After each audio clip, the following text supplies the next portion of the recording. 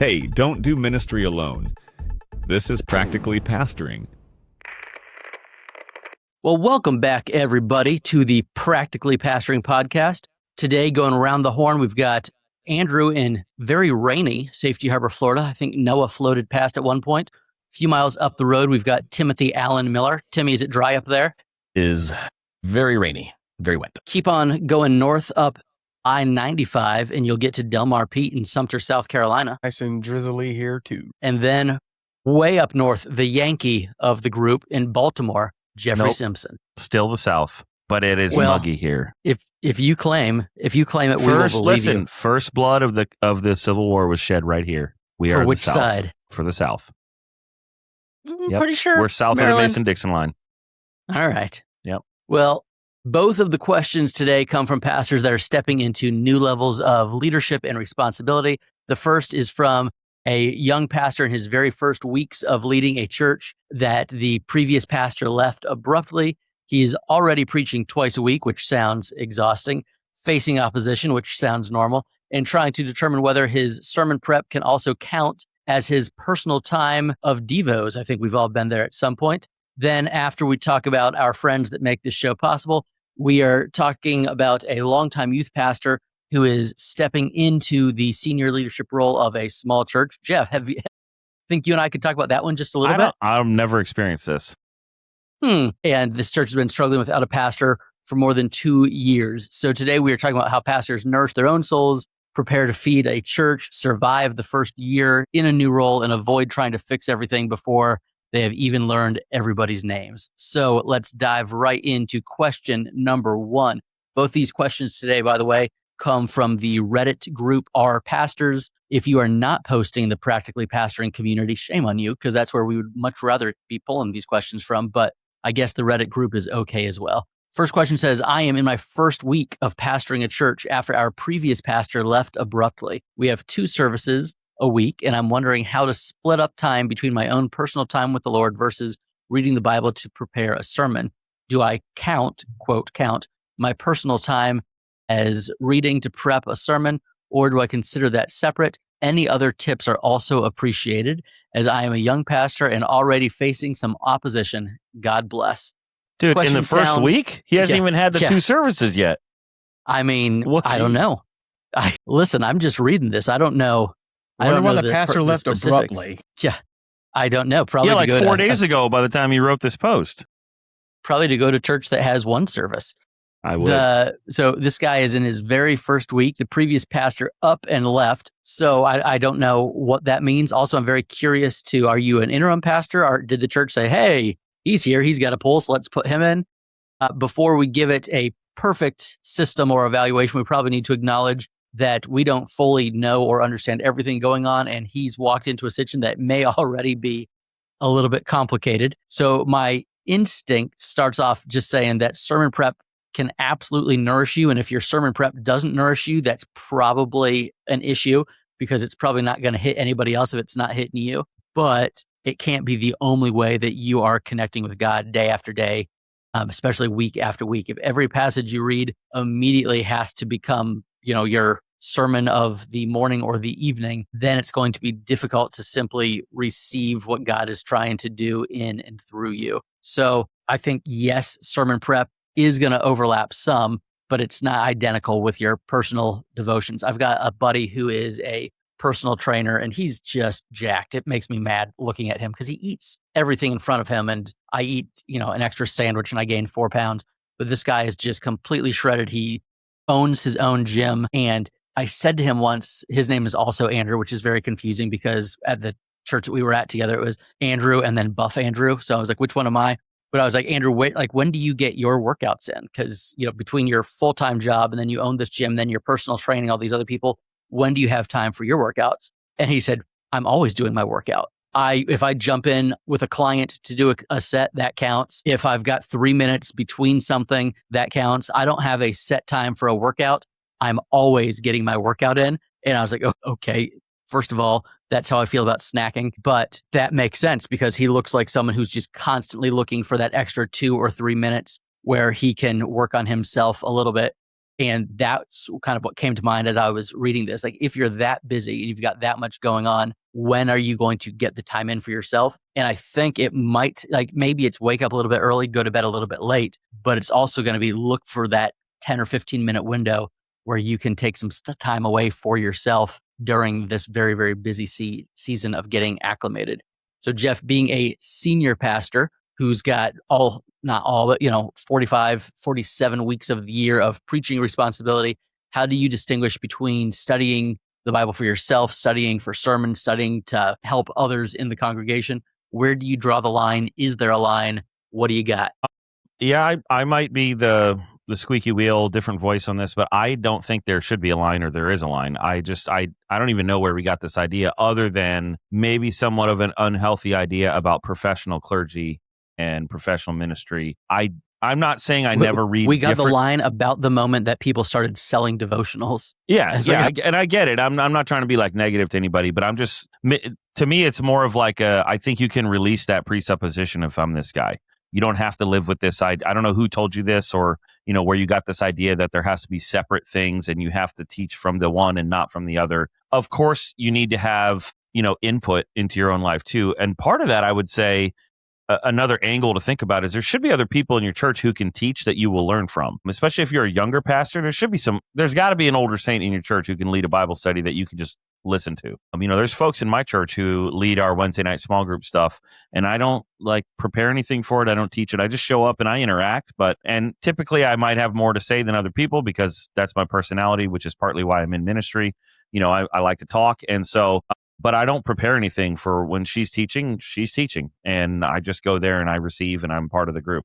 So that's a big part of it. But I think there can be an unhealthy distinction between this idea of professional Christianity where, we produce something.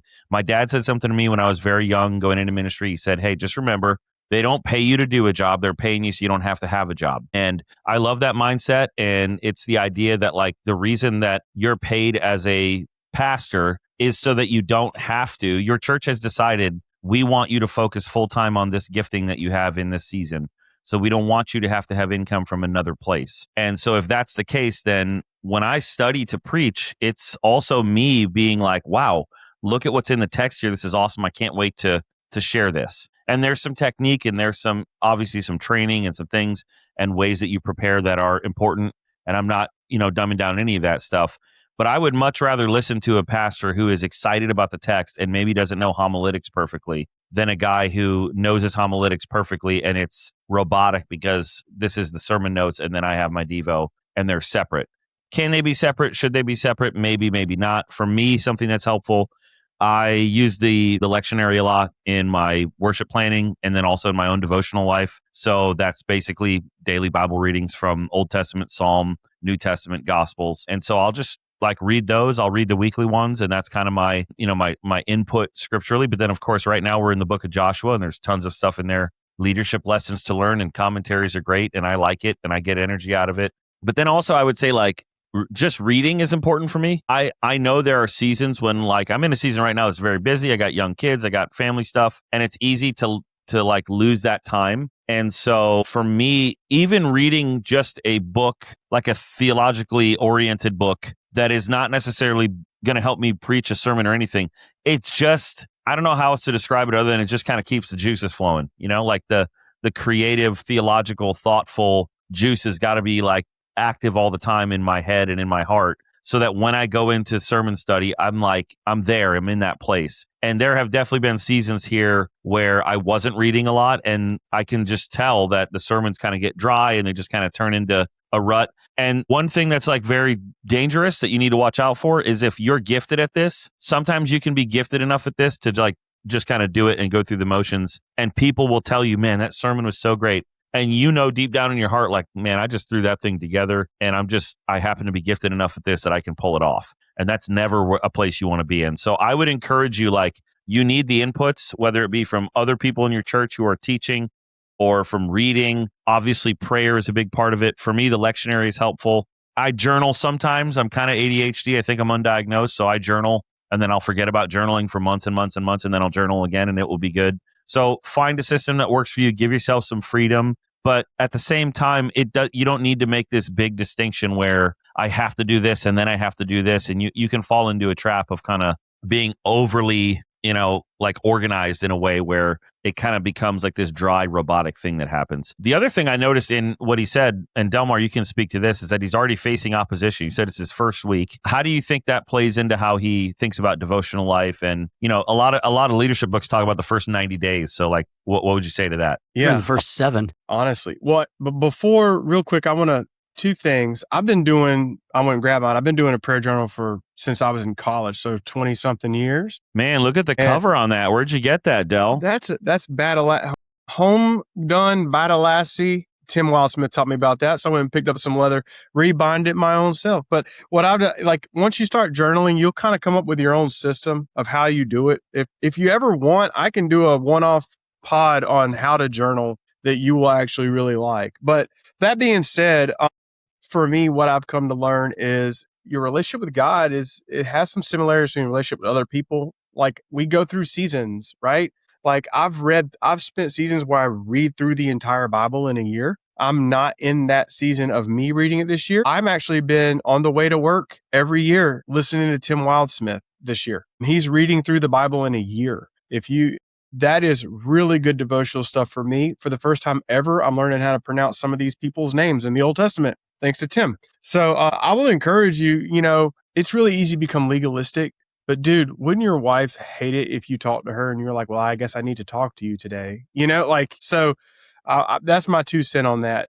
You got to do what works in your season you're in because you can't neglect that relationship. But as far as the opposition, obviously it sounds like he may be receiving wounds from that he didn't deserve. Like that opposition, he's already facing probably something that predates him, which means he has to have a very close pastoral ear to the ground on this. And if not, then he may not be able to learn from what's going on and pastor his flock. There's a church in my community. When I was in high school, the youth pastor ran off with a 17-year-old girl. And every youth pastor since them, every youth pastor since them have been eating his nasty sandwich, if you know what I mean, because the church hasn't dealt with his. Yeah, that is not an expression I have ever heard anywhere in my life. Really?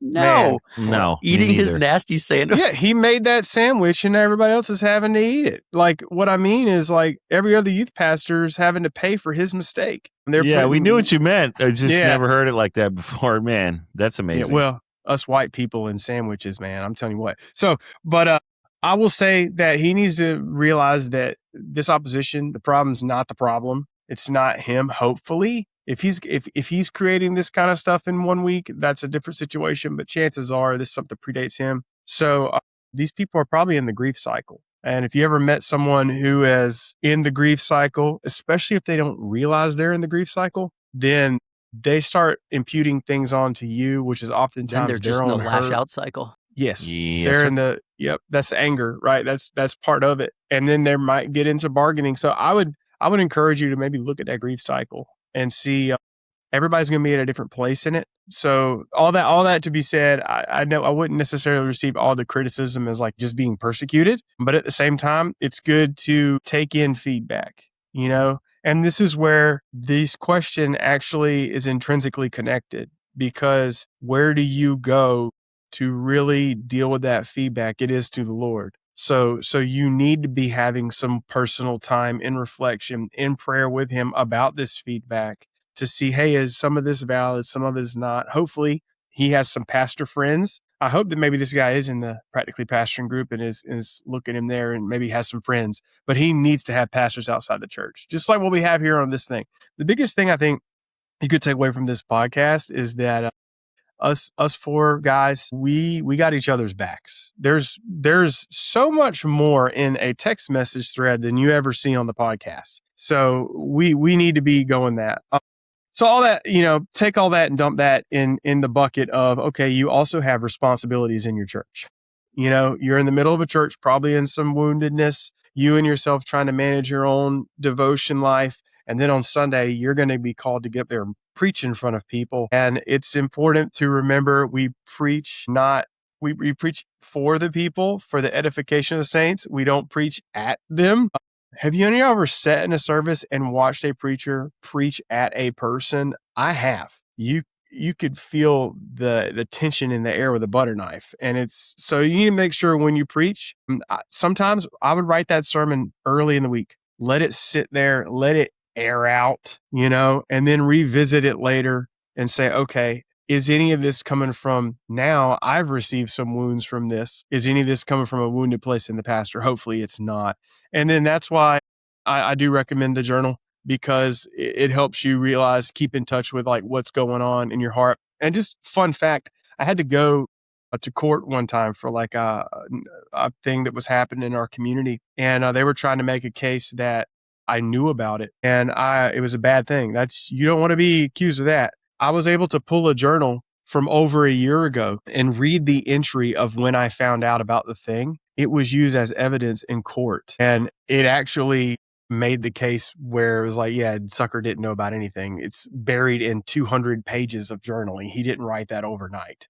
So there's a lot of benefits of it. I've got a buddy whose girlfriend was fired from a job, and because of an inappropriate relationship, allegedly that was part of it. And they used his journal to prove that it wasn't actually a relationship. They had just gone to Sandals, Jamaica together. And so she was trying to get, more of a severance package. But then he referred to Ryan as just as hot as Jan, but different. You're done, Andrew. You're done. That was an episode of The Office. No, you're done. Okay. Amazing. I knew. Amazing. The second you opened your mouth, I knew where that was going, and you were done. Gosh.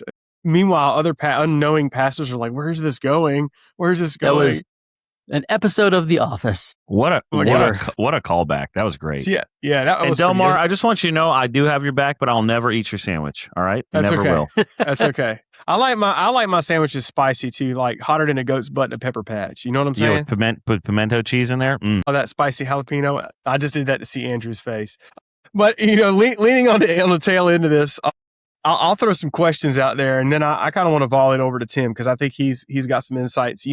We've not really talked. We don't really know what they're opposing. We don't know who are the top influencers in the church, the head leaders. We don't know the expectations that were required of this pastor beforehand. We don't know how loud the opposition is. It could be just that one person saying, people have been talking, which, oh my gosh. And then we don't know what kind of unresolved pain there's left. So that being said, Tim, this guy's preaching twice a week, and he may be entertaining a situation, and he doesn't have a whole lot of structure. There may be a lot of baggage being carried into this situation, and he's trying to, in the middle of this, build a sustainable rhythm. And I know with your season that you're in, sustainable rhythm to this week looks completely different for you, possibly next week. And he is in a place where this is in flux for him as well. So just curious, what insight do you have? Yeah, I have a few questions for him that I think we would all probably ask. Specifically, when he says he's preaching twice a week, my assumption is you have two services, but that could mean you're at a different style church where you're writing a sermon on Sunday and you're also preaching one on Wednesday, right? I don't know. I don't know if he means he's Sunday morning, writing, Sunday night. Exactly. I don't know if you're writing two different sermons a week or if you're just preaching twice a week. So I understand the weight that comes with preaching multiple services, obviously, and there is a real weight there. But there's also something very different than preaching multiple services and writing multiple sermons, right? So that one I want some clarification on. I'd also want to know, what size church are we talking about? What size staff do you have? What kind of support do you have? Are you married? Do you have kids? Right? All of those things are going to factor into your week, your weekly rhythm, what you need to prioritize. But no matter what, specifically when it comes to, I know one of the key questions here was sermon writing and spending time with the Lord. And the answer is yes. They both should happen. They both absolutely need to happen. They can be the same thing, but they don't have to be the same thing, right? I'm with Jeff on this. If there should be a love here where it's pouring out, and because you're gleaning so much, it's coming out of you in your sermons. All that needs to be happening. For me personally, I do have a separate devotional time as opposed to sermon writing time, but it doesn't mean I'm not in tune and engaged and still having communion with the Lord when I'm sermon writing as opposed to when I'm just reading my Bible in the mornings. But I do have a separate time where I read my Bible. This is really helpful for me because we do this together as a church. So I have some accountability.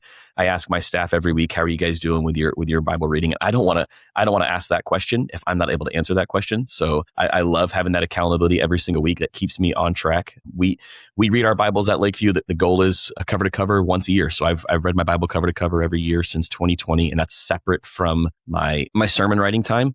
But we also preach through books of the Bible. So if I was only spending time with the Lord in my sermon writing time, that would mean the bulk of my season right now, I would just be in the book of Exodus, right? Because we're 35, 36 weeks into Exodus. I'm not saying there's anything wrong with that.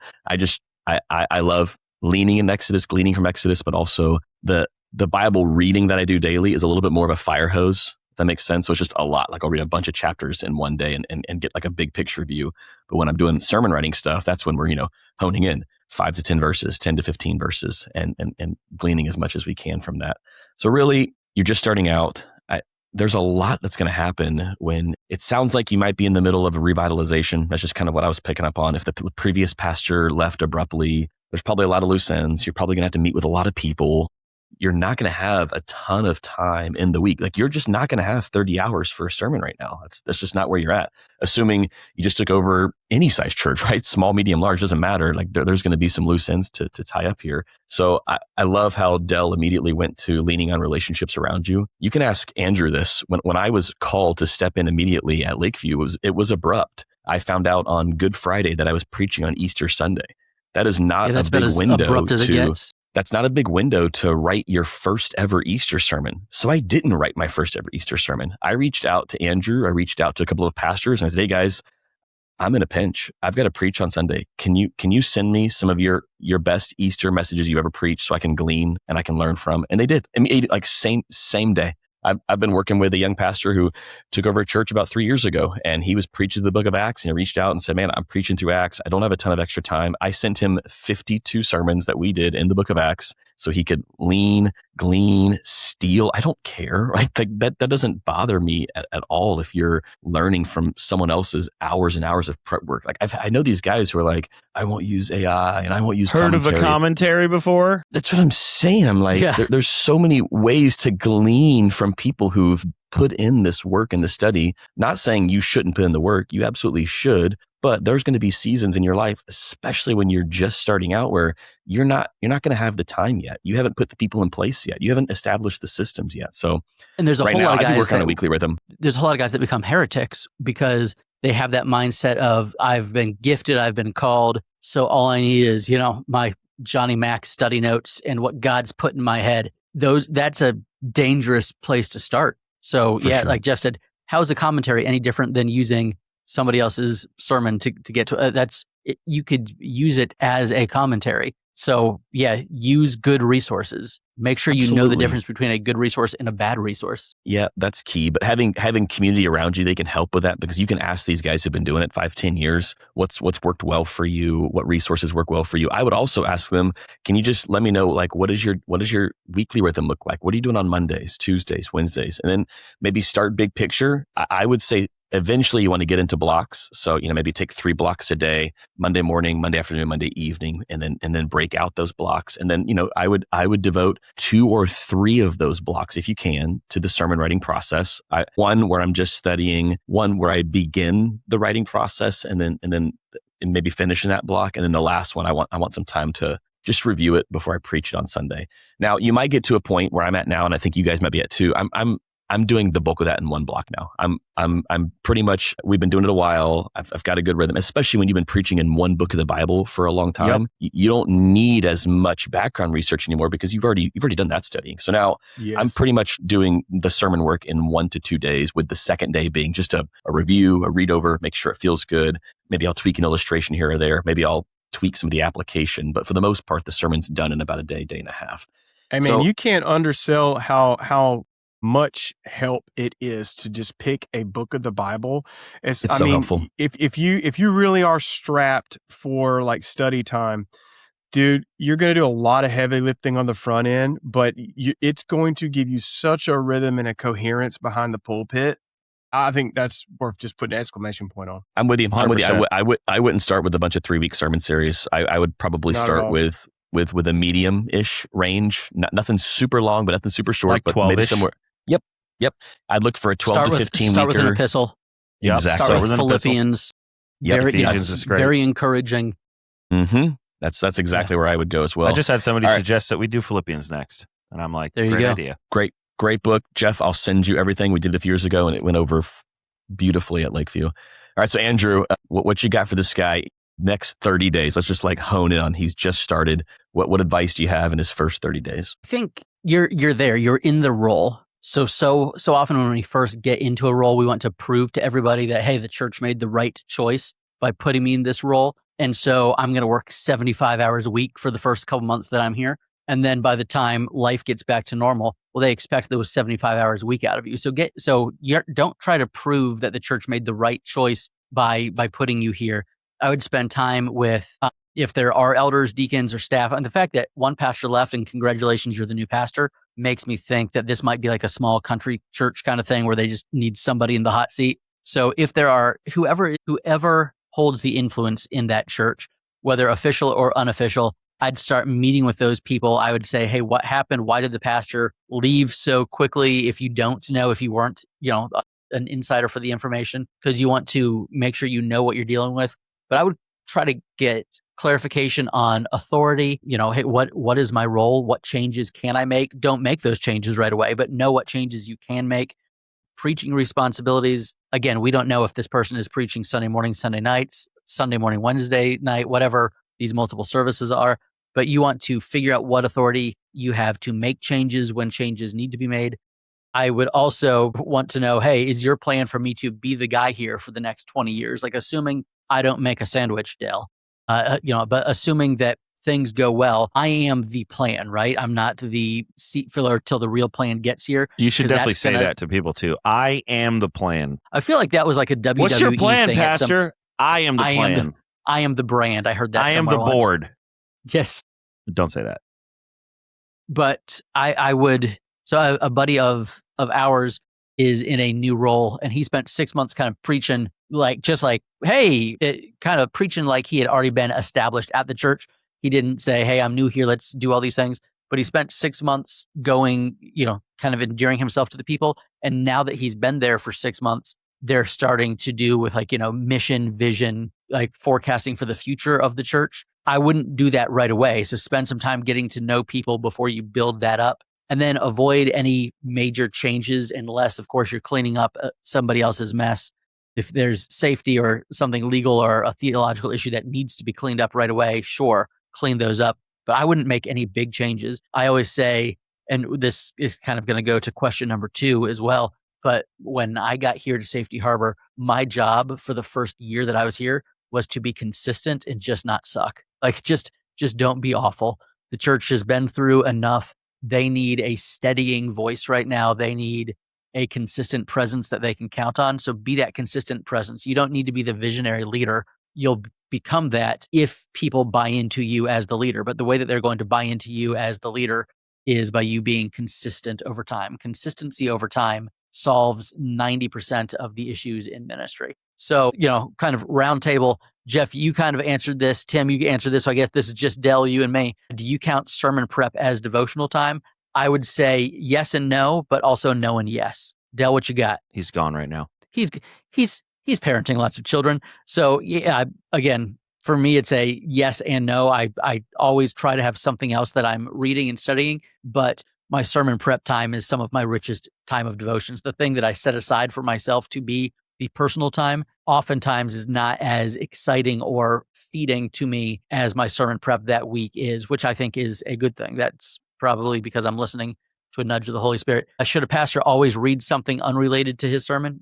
No. Sometimes if you have the bandwidth, absolutely. But I would think that God should be working in you like he's working in the rest of the church. So fellas, what do you think? Should a pastor always read something unrelated to his current sermon project? I'm not willing to say he should as a rule, but I know for me, I'm better at everything when I do. Yeah, I'm indifferent here. If you can, yeah, why not? But if you're in a season where it's just not going to happen, okay, that's okay.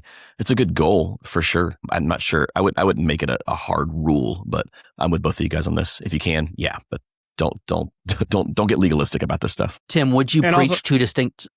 Go for it. No, also, I was going to say, I think this is similar to when you're preaching.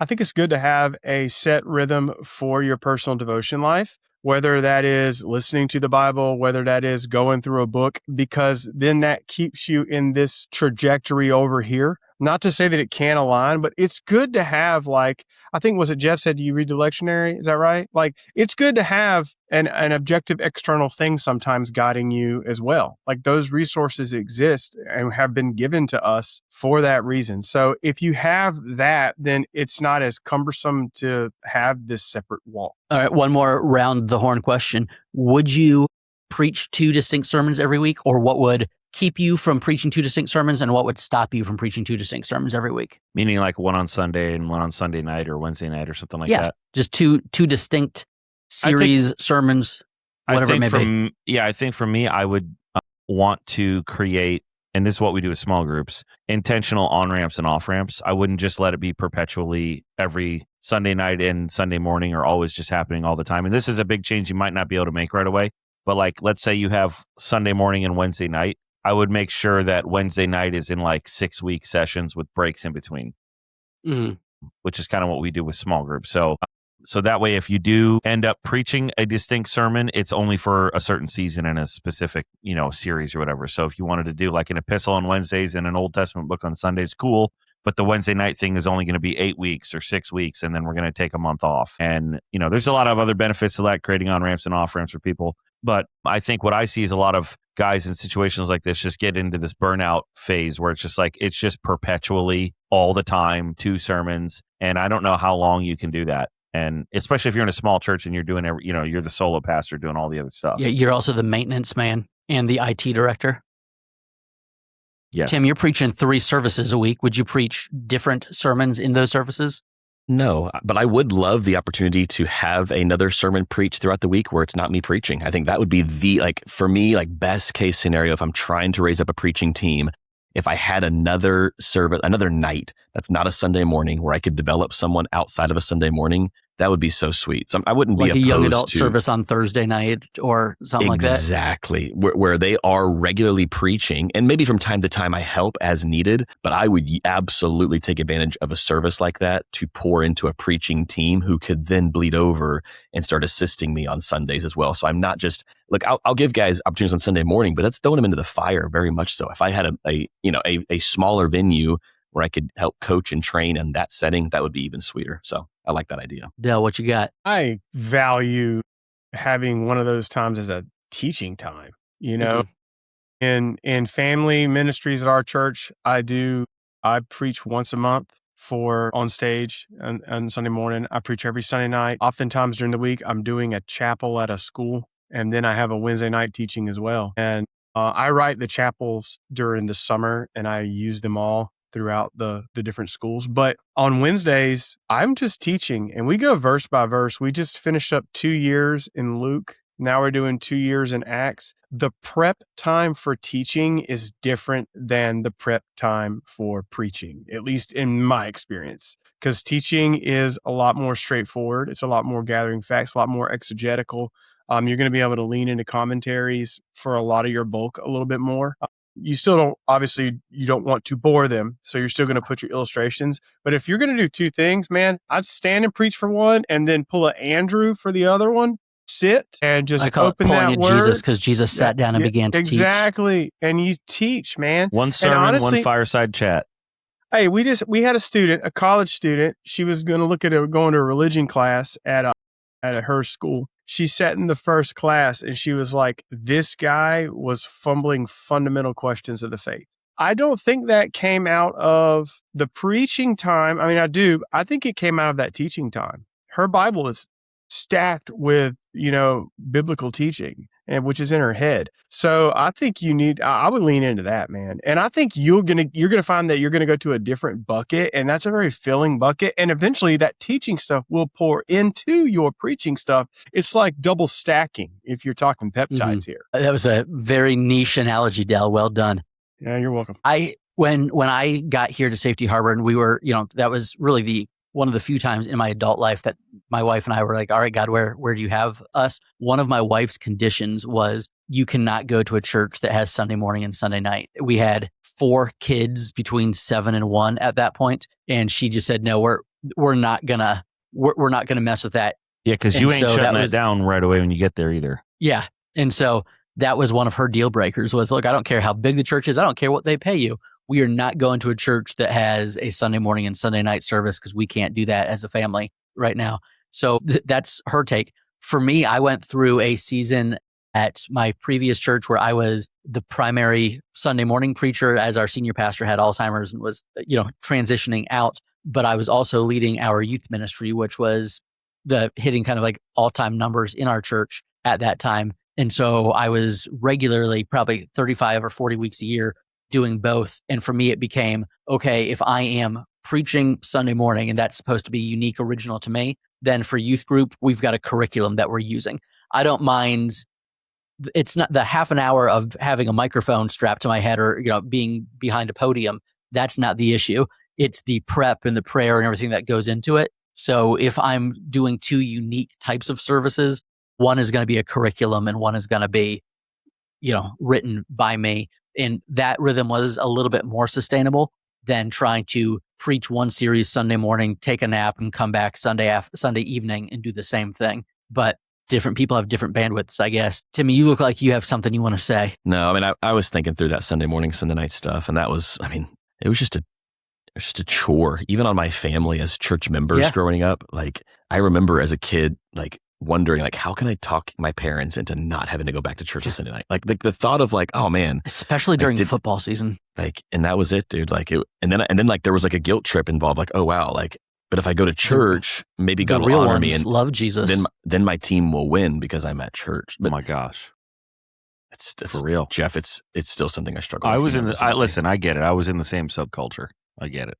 Yeah, it's wild. So Andrew, like I had all the feels when you said your wife was like very strategic about not wanting to serve at a church with a Sunday morning and a Sunday night service. Like I feel that in my core. Fellas, especially with the family. Yeah, it's a lot. Before we talk about moving from youth ministry into the senior pastor's office, and we'll probably speed that one up a little bit since this conversation went so long. But guys, let's talk about something every ministry department can agree on, unless your church has formed a subcommittee to debate shirt colors, which, let's be real, some churches have that. Del, tell us about the joys of church merch. Let me tell you about the joys of church merch. I'm currently feeling the joys of church merch because our Practically Pastoring shirts are sponsored by them. Let me just throw this out there. If you haven't checked them out and you listen to this podcast, I don't know how you haven't. Like, maybe we need to put a tap it in the show notes to go to it. You need to check them out. They will brand everything. Their shirts are very soft. They're very durable. This is my I'm off day lounging around the house shirt because this is the most comfortable shirt I have. And as a guy, the lounging around the house shirt doesn't need to feel like a work shirt. It needs to feel like I am chilling. That's what church merch is. When you wear this shirt, you feel like you're not even working. So I want to encourage you, check them out. Also, we said this before, we'll say it again. They don't just make shirts, they do ministry. They take some of the funds you have and they've got this amazing prayer ministry going on. I've got a hat that says, "How can I pray for you?" I wear it in the wild and people ask for prayer. I know Tim's experienced that as well. I wore it on an airplane. The stewardess asked me to pray with her. This is part of the church merch ministry. So let me just tell you this. Check them out. It's worth your time. It's worth your effort to just say, hey, I want to see what they're about. And you can order sample products for them. But it's not just shirts. They'll brand anything you want as long as it's not sinful. Okay? So like they have JBL speakers. They have Apple products. They have all kind of stuff. They'll just brand it for you. Since today's questions both come from pastors who need people in their corner, Tim, can you tell everybody how they can get into a room with other ministry leaders at Preach 26? One of the reasons we started this podcast and this online community was because of how quickly pastoring can become isolating and you can feel like you're doing it alone. So when we were approached with a potential partnership with Preach 26, it's really a no-brainer. It's part of the reason why they do what they do. This fall, they're hosting a conference. It's for pastors, ministry leaders. It's happening October 6th through the 8th. It's in the Woodlands, Texas, and you get to be in the room with pastors just like you, navigating the same challenges as you. And you get to also learn and glean from some great leaders like Dane Ortland, Brian McCormick, Hakeem Bradley. Your ticket purchase, a little bonus land here. Your ticket purchase is going to automatically enter you into a giveaway for a 3-night vacation for you and a +1, possibly Andrew, at Jackson Lake Lodge in Wyoming, which would be kind of fun whether you go with Andrew or not. And in the honeymoon what's also suite. sweet about it, I don't think that's part of the deal. Heart-shaped hot tub. They are intentionally keeping this intimate, so don't wait. Grab your spot now. Preach26.com, that's the website. If you use the code PastorPod, you're going to get your name entered twice into that sweet giveaway. It's going to be awesome. There's going to be all sorts of giveaways happening throughout the conference and your Wyoming weekend getaway. So preach26.com, code PastorPod. All right, fellas, here is the second question we have today. I think this is one that kind of resonates with us a little bit more because a lot of us have been in that exact same seat. It says, I've served as a youth pastor for the past 7 years. It's been an incredible season. God has truly used this time to grow and mature me. Recently, doors opened for me to accept a senior position at a struggling church. The congregation is currently around 30 to 50 people, which, by the way, in a small church, there's a huge difference between 30 and 50 people, with about 2/3 being middle-aged or older. They haven't had a pastor in over 2 years and are eager for new leadership and energy. I'm excited, but naturally nervous about taking this step. For the seasoned senior pastors here, what advice do you have for approaching the first year at a church like this? I recall from seminary that it's best to listen and observe before trying to implement big changes, but I'd love your practical guidance as I step into this role. Any insight or lessons learned from your own transition would be greatly appreciated. Listen, before coming here to Safety Harbor, this was my story. I had been a youth pastor for about 15 years. I grew up in Safety Harbor, Florida. So when Safety Harbor Community Church called me, it was, serendipitous. There was no doubt in my mind that it was orchestrated by God, but it was a small church. It was older. But when you say 2/3 of the congregation are middle-aged or older, I thought, man, wouldn't that have been nice? When I got here, the median attendance was 37 and the median age was 76. So I get that. It was a smaller congregation and an older congregation. So yeah, I've been there. So I would say the first year is not about showing how many new ideas you've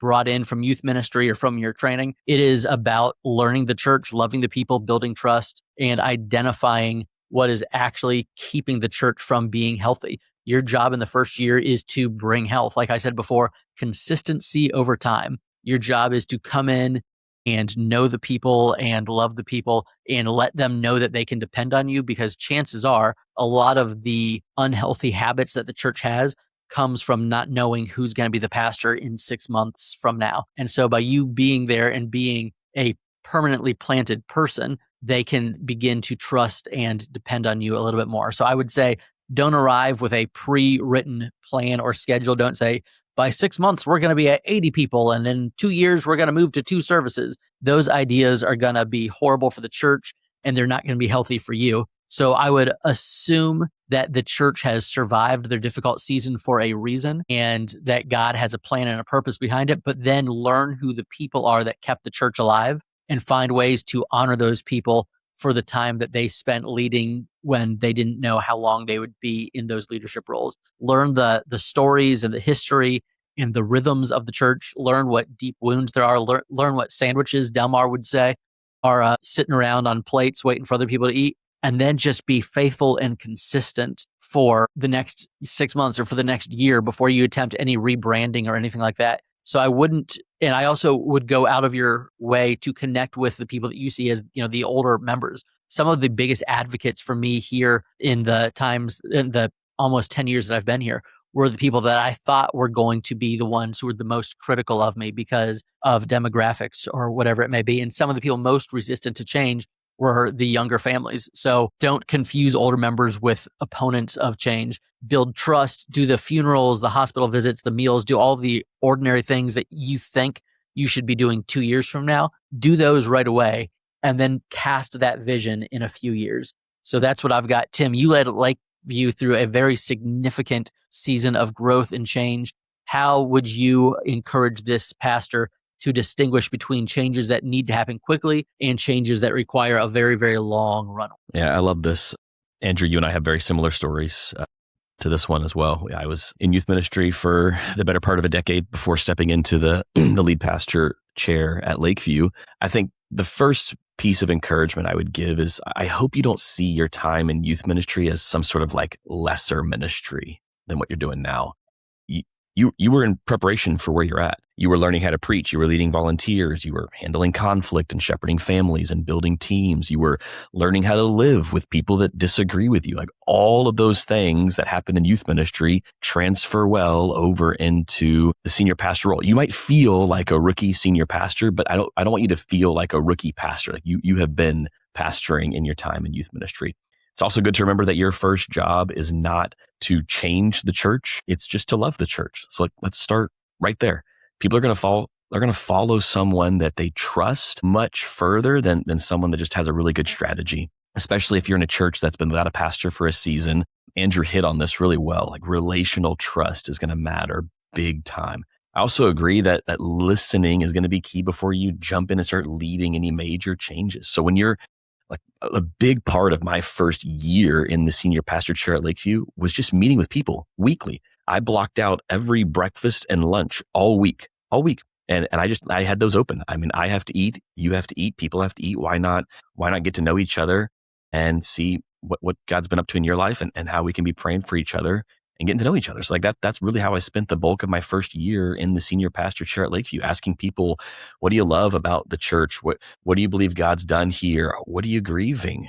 What are you hoping that the church could do or become? There might be some sort of understanding in the church's history, the story that you need to know before you start trying to write the next chapter. Andrew, you also touched a little bit on honoring the past. The bulk of the people at Lakeview were over the age of 65 when I took over. Older members are not your obstacle. In many ways, they're your biggest asset because they have probably sacrificed. They have the money. Okay. They've sacrificed, they've served, they've given, they've prayed, they've probably buried their friends in their time at this church. So honor what God's done. Like help them believe that God is not finished with the work and the foundation that so many of them have already laid.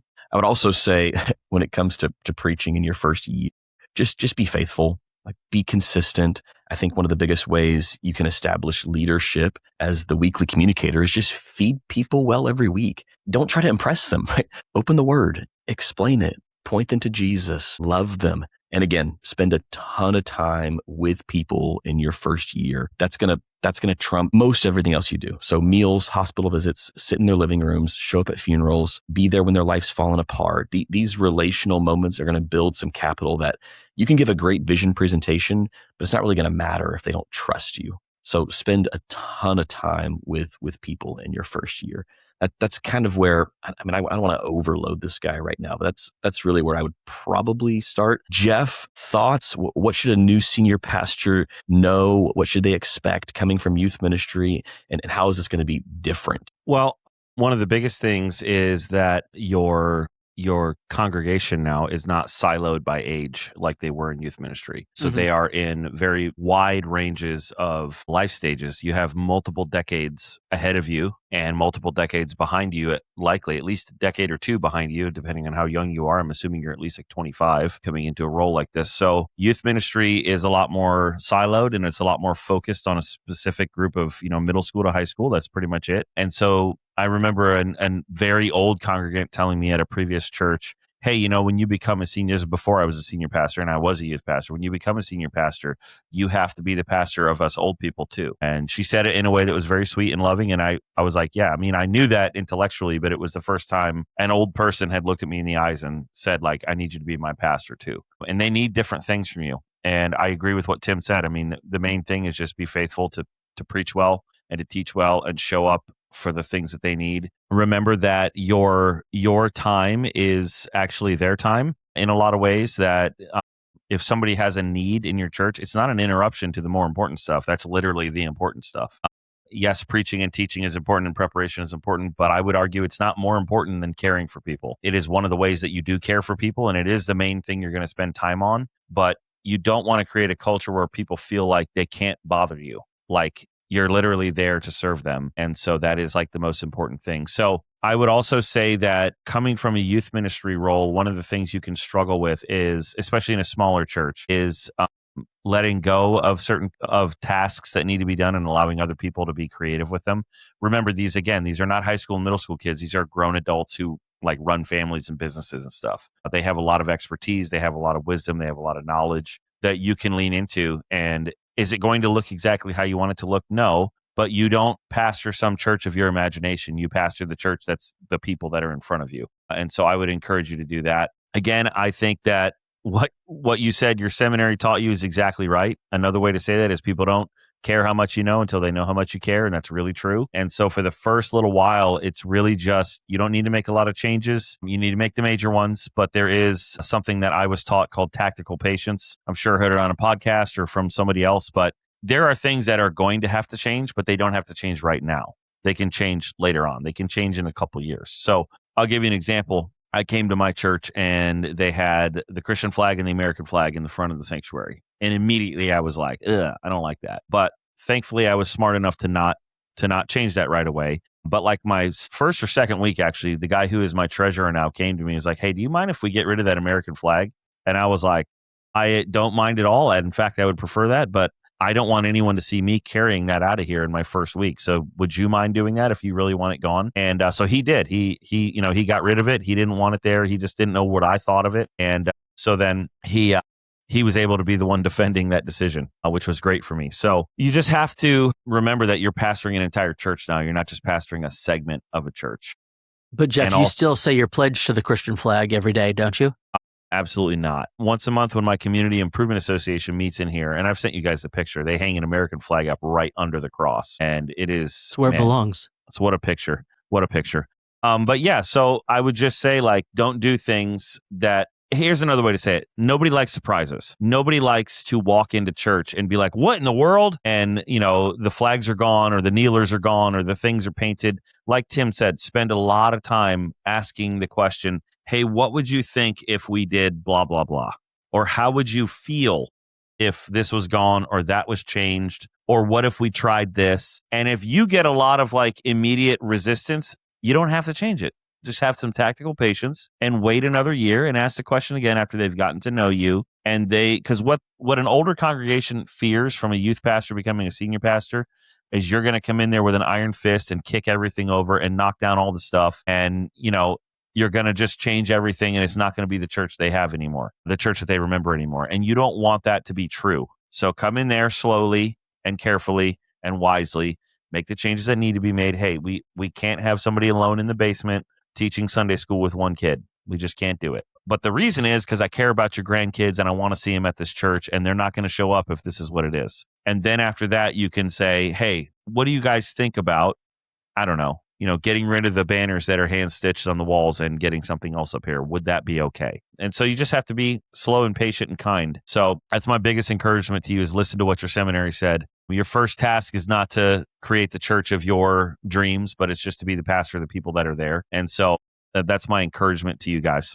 Want to just encourage those of you listening as well that you don't want to do ministry alone. And one of the best ways you can not do ministry alone is by joining our Facebook group on, obviously, facebook.com, if you have to type that in. But just look for Practically Pastoring on Facebook. Join the group. There's like 1,400 of us on there. We ask real questions. We mess with Andrew whenever he posts a picture of himself sitting to preach with a wire in front.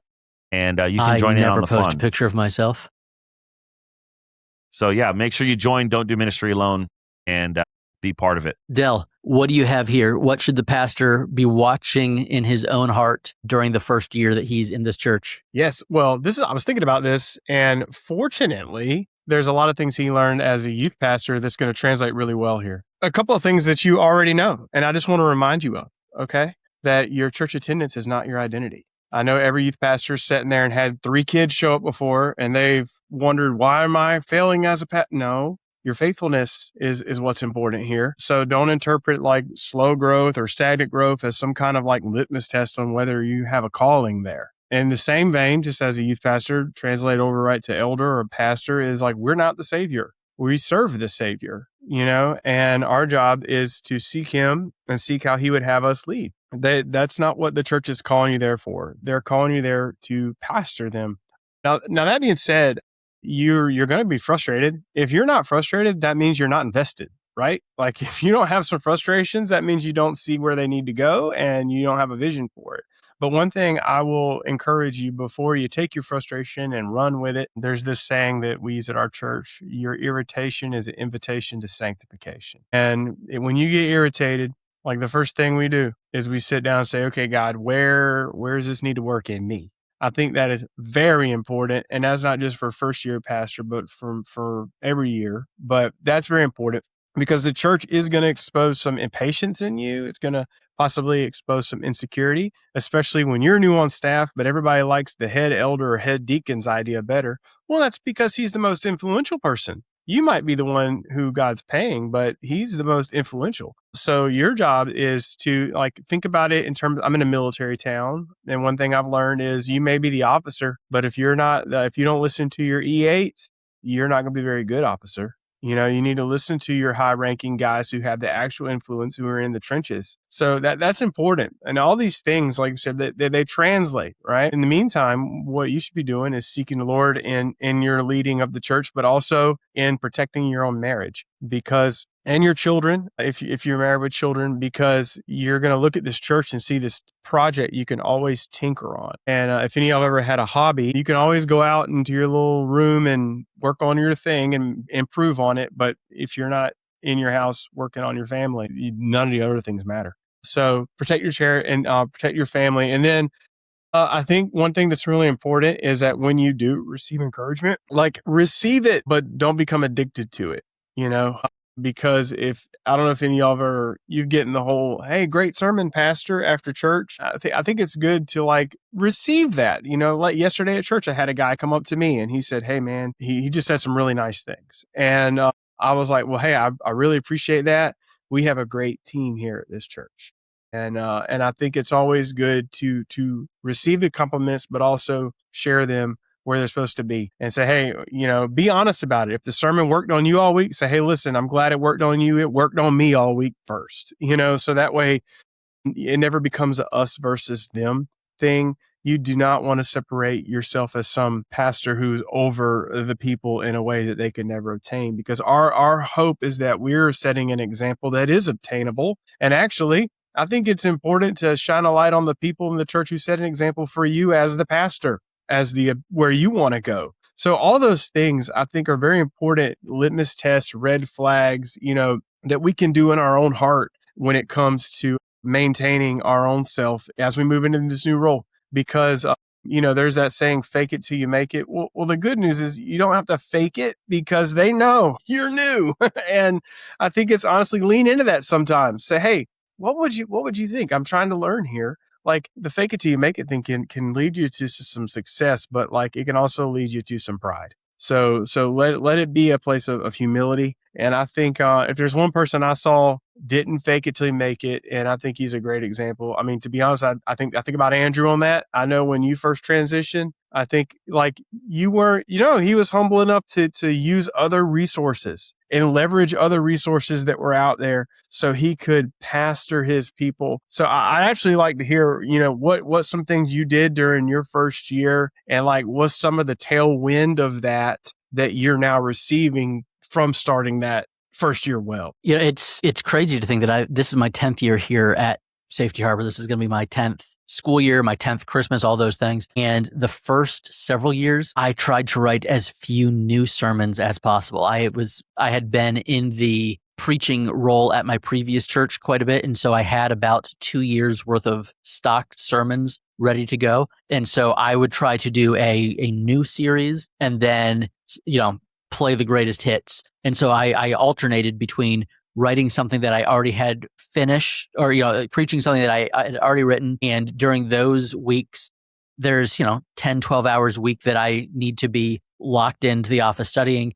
But then the next series was something that I had preached before, and I would try to spend those extra 10 or 12 hours with people. So I spent as much time and energy getting people to know and trust me as I did getting people to think, wow, he's a good preacher. Because being a good preacher and being a good pastor are not necessarily the same things. And I wanted to be a good pastor more than just being a good preacher. And so that's kind of why I tapped into a lot of resources that I already had available to me in that first year. And then, like I said, I tried really hard to just come in and be consistent and not suck. When I got here, I was the 6th pastor in 5 years. And so they didn't need somebody else that could just come in and preach and may or may not be here in 6 months. I needed the people to know that I was planning to be here long term. And now here we are close to a decade later, kind of seeing the fruit of that consistency over time. That's go back to more than anything else. Consistency over time is the cure all for getting people to trust you and getting people to buy into the vision that God has given you for the church. Be you, but be consistent over a long time. And that way people will know what they can expect out of you.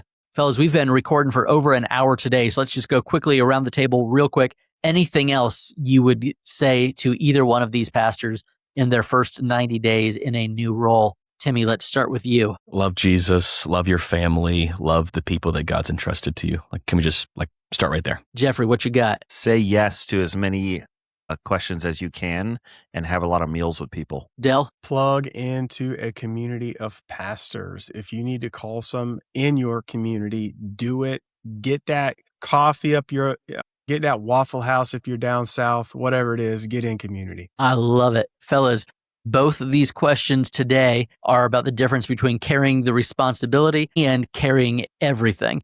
There's a lot of responsibility that comes with stepping into a new role, but you don't have to carry everything yourself. Neither of these pastors needs to prove himself during the first week or the first year. You need to prove yourself over time, fellas. So pour into your Bible. Yes, for your sermon prep, but also for you, but learn also from the people and the programs that your church is already running so that you can build trust before you spend it. Don't come in and start spending things that you don't have to spend. God was at work in both of these churches long before the pastor arrived, and he will be at work in these churches long after they are gone. So be faithful during the season that God has given you as the pastor. Again, jump into our Facebook community. There's 1,400 pastors and growing each and every week, asking real questions, sharing real wisdom, and reminding one another not to do ministry alone. Thanks again to Church Merch and Preach 26. If you want to check both of them out, that's promotionsguy.com/churchmerch or preach26.com. If you are signing up for Preach 26, use the code PastorPod to get your name entered for double entries into all the giveaways throughout the conference, including that Wyoming weekend getaway. For all the fellas, Tim, Del, Jeff, I am Andrew, and we will see you next time on Practically Pastoring. Bye, y'all.